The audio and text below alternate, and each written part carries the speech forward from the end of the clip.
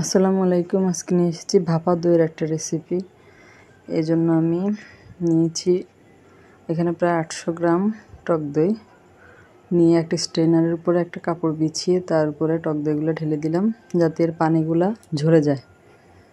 প্রায় 15 মিনিট 20 মিনিটের মতো আমি রেখেছি।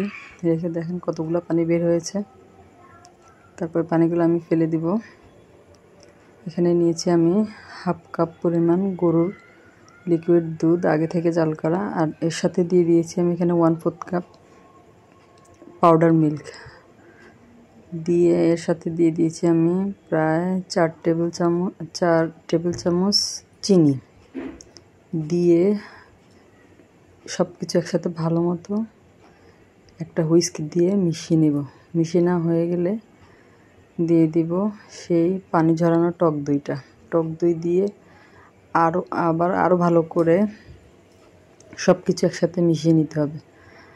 মিশাতে একটা ক্রিমি টেক্সচার চলে আসবে, তখন বুঝতে হবে যে এটা মেশানো পারফেক্ট হয়েছে।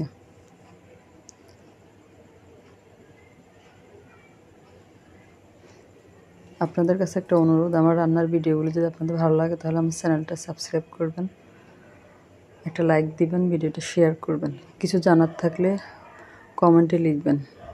তারপরে আমি যে বাটিতে দইটা সেট করব ওই বাটির মধ্যে দইটা মিশ্রণটা ঢেলে নিলাম।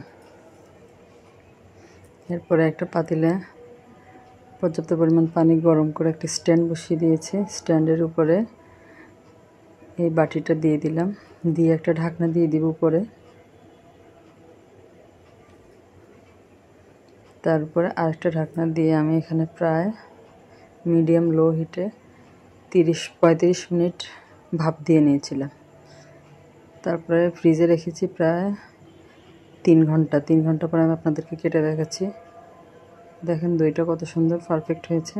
এভাবে আপনারা বাসায় বানিয়ে নিতে পারবেন ঠান্ডা ঠান্ডা ভাপা দই। আজ এই পর্যন্তই। আল্লাহ হাফেজ।